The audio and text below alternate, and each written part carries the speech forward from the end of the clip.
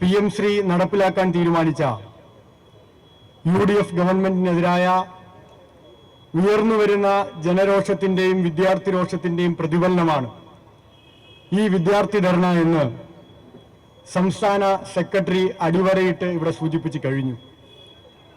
എന്തുകൊണ്ടാണ് ഈ സമരം ഇപ്പോൾ സംഘടിപ്പിക്കുന്നതെന്നതും എന്തുകൊണ്ട് രാജ്യത്തിന്റെ വിദ്യാഭ്യാസ മേഖലയെ അപകടകരമായ വർഗീയ പ്രവണതയിലേക്ക് നയിക്കുന്ന PM ശ്രീ പോലെ ഒരു RSSന്റെ വിദ്യാഭ്യാസ മേഖലയിലെ പൈലറ്റ് പ്രോജക്റ്റ് കേരളം പോലെ മതനിരപേക്ഷയുടെ മാതൃകയായ ഒരു സംസ്ഥാനത്ത് നടപ്പിലാക്കിക്കൂടാ എന്നതിന്റെ ഏറ്റവും പ്രധാനപ്പെട്ട കാരണങ്ങൾ സംസ്ഥാന സെക്രട്ടറി വളരെ വിശദമായി നിങ്ങളോട് വിശദീകരിച്ച് കഴിഞ്ഞു. ചിലർ ചോദിക്കുന്നൊരു ചോദ്യമുണ്ട്, എന്തുകൊണ്ടാണ് കഴിഞ്ഞ ഇടതുപക്ഷ ഗവൺമെന്റ് PM ശ്രീ ഒപ്പിട്ട സമയത്ത് ഇതുപോലൊരു ധർണാ സമരവുമായി SFI വരാതിരുന്നത്? ന്യായമായി ചിലർക്കെങ്കിലും തോന്നാൻ കഴിയുന്ന ഒരു ആശങ്കയും ചോദ്യവുമാണത്.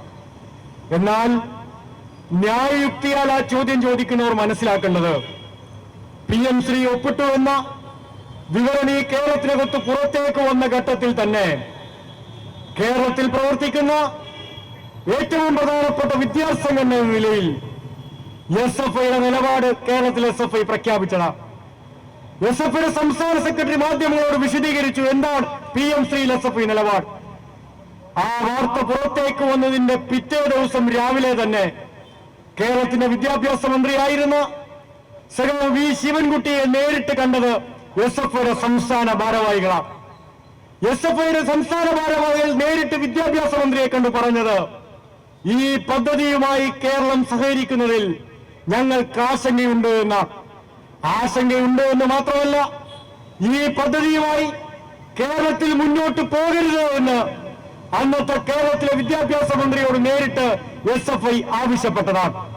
അന്ന് വിദ്യാഭ്യാസ മന്ത്രി ഞങ്ങൾക്ക് തന്ന മറുപടി, അന്ന് വിദ്യാഭ്യാസ മന്ത്രി കേരളത്തിൽ പൊതുവായും മാധ്യമങ്ങൾക്കും വിദ്യാർത്ഥി സംഘടനയിൽ SFIക്ക് നൽകിയ മറുപടി, ഓരോ കാരണവശാലും PM ശ്രീ പദ്ധതിയുടെ ഭാഗമായി കേരളം മുന്നോട്ട് പോകില്ല എന്നാണ്. വിവാദങ്ങൾ ചർച്ചകൾ കേരളത്തിലുണ്ടായി.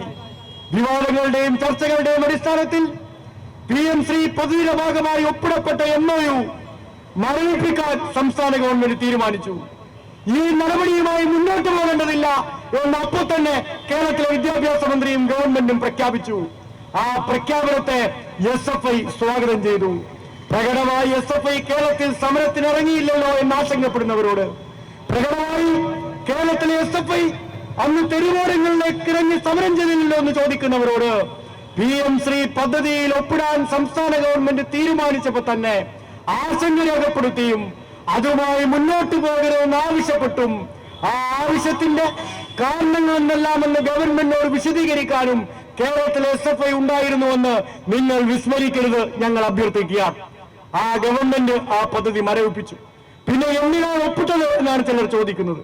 ചില മാധ്യമ പ്രവർത്തകരും മാധ്യമ സുഹൃത്തുക്കളും ലീഗിന്റെയും കോൺഗ്രസിന്റെയും ഇപ്പോഴത്തെ PM ശ്രീയുടെ ഏറ്റവും പ്രധാനപ്പെട്ട അംബാസിഡർമാരും ചോദിക്കുന്നത്, ഒപ്പിടാനാണോ നിങ്ങൾ PM ശ്രീ മരവിപ്പിക്കാനാണോ നിങ്ങൾ PM ശ്രീ ഒപ്പിട്ടത് എന്നാണ്. ആ സുഹൃത്തുക്കളോട്, ലീഗിന്റെയും കോൺഗ്രസിന്റെയും പ്രിയപ്പെട്ട സഹപ്രവർത്തകരോട് ഞങ്ങൾ പറയാൻ ആഗ്രഹിക്കുന്നത്, 10ാം മാസമാണ് കേരളം PM ശ്രീയുടെ ഒപ്പിടുന്നതെങ്കിൽ രാജ്യത്തിന്റെ പാർലമെന്റിൽ 7ാം മാസം കഴിഞ്ഞ വർഷം 2025 ഒരു ചോദ്യം ഉന്നയിക്കപ്പെട്ടിരുന്നു. ചോദ്യകർത്താവ് മറ്റാരുമായിരുന്നില്ല, കേരളത്തിലെ രാജ്യസഭാ അംഗമായ DYFI അഖിലേന്ത്യാ പ്രസിഡന്റായ സഖാവ് റഹീമാണ് ആ ചോദ്യം രാജ്യത്തിന്റെ പാർലമെന്റിൽ ഉന്നയിച്ചത്. നിങ്ങൾ എന്തുകൊണ്ടാണ് കേരളത്തിന് അവകാശപ്പെട്ട SSK ഫണ്ട് തടഞ്ഞു വെച്ചിരിക്കുന്നത്? ഏത് മാധ്യമ സുഹൃത്ത് പരിശോധിച്ചാലും ആ ചോദ്യത്തിന്റെ ഉത്തരം നിങ്ങൾക്ക് വായിക്കാൻ കഴിയുന്നതാണ്. അന്ന് കേരളത്തിന്റെ രാജ്യസഭാ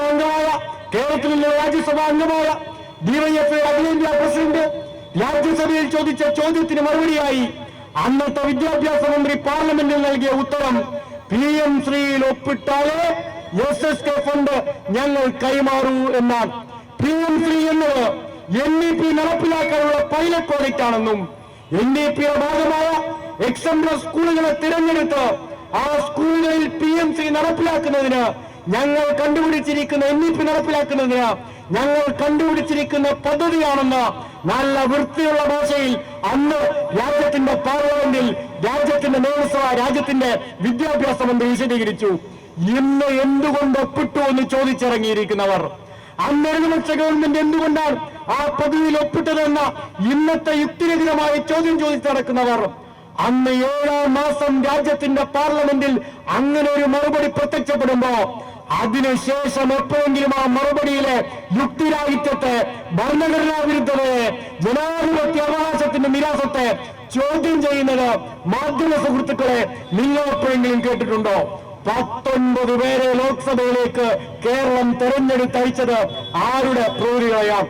ഈ കേരളത്തിൽ നിന്ന് തിരുവനന്തപുരം മുതൽ കാസർഗോഡ് വരെയുള്ള 20 പാർലമെന്റ് മണ്ഡലങ്ങളിൽ നിന്ന് 19 പേരെ UDFന്റെ പ്രതിനിധികളെ ഈ കേരളത്തിൽ നിന്ന് ജനങ്ങൾ തെരഞ്ഞെടുത്തയച്ചില്ലേ?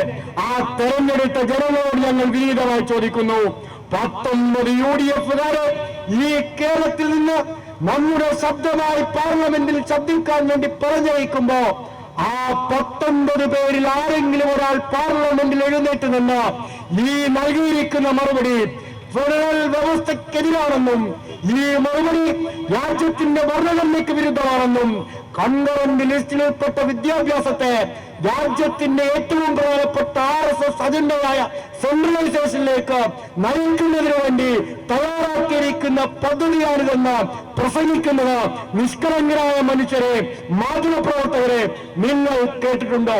കേരളത്തിൽ ചില പാർലമെന്റ് മെമ്പർമാരുണ്ട്, നിങ്ങൾ കേൾക്കണം. തിരിഞ്ഞാൽ റീലാൻ, ചിരിച്ചാൽ റീല്, തിരിഞ്ഞാൽ റീല്, ഓടിയാൽ റീല്, നടന്നാൽ റീല്, കിടന്നാൽ റീല്, എവിടെയെങ്കിലും പാടിൽ നിന്ന് പുറത്തേക്ക് ഇറങ്ങിയാൽ റീല്, സർവത്ര റീലാണ്. റീലെടുത്തി നടക്കുന്ന ഈ കേരളത്തിലെ കോൺഗ്രസിന്റെ പ്രധാനപ്പെട്ട MPമാരിൽ ആരെങ്കിലും ഒരാൾ ഈ രാജ്യത്തിന്റെ പാർലമെന്റിൽ PM ശ്രീക്കെതിരെ എഴുന്നേറ്റ് നിന്ന് വർത്തമാനം പറയുന്നത് SSK ഫണ്ട് തടഞ്ഞു വെച്ചപ്പോൾ അതിനെതിരെ പ്രതിഷേധിക്കുന്ന ഒരു റീല് എന്തുകൊണ്ടാണ് അവരുടെ അക്കൗണ്ടിൽ പോസ്റ്റ് ചെയ്യാൻ ഇവിടെ കഴിയാതെ പോയത്?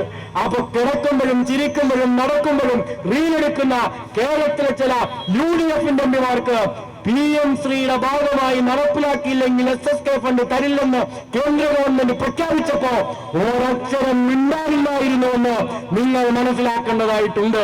എന്നിട്ടാണ് ഇപ്പൊ ഫണ്ട് എന്ന് പറഞ്ഞ് UDFകാർ കരയുന്നത്. ഒരു ചാനൽ ചർച്ചയിൽ KSUവിന്റെ സംസ്ഥാന പ്രസിഡന്റും ഞാനും നേരിട്ട് പങ്കെടുക്കുമ്പോഴാണ് 1421 കോടി രൂപ SSK ഫണ്ടിൽ ഉൾപ്പെട്ടത് കേരളത്തിന് തടഞ്ഞു വെച്ചിരിക്കുന്നത് പ്രതിഷേധാർഹമാണെന്നും അത് വിട്ടുകിട്ടാൻ അടിയന്തര നടപടി കേന്ദ്ര ഗവൺമെന്റ് സ്വീകരിക്കണമെന്ന് പറഞ്ഞപ്പോ KSUവിന്റെ സംസ്ഥാന പ്രസിഡന്റ് അതേ ചാനൽ ചർച്ചയിൽ പറഞ്ഞത് ഈ നിസ്സാരമായ കോടിക്ക് വേണ്ടിയാണോ നിങ്ങൾ PMCയിൽ ഒപ്പിട്ടത് എന്നാൽ അന്ന് നിസ്സാരമായ കോടിയായിരുന്നു KSU സംസ്ഥാന പ്രസിഡന്റ്.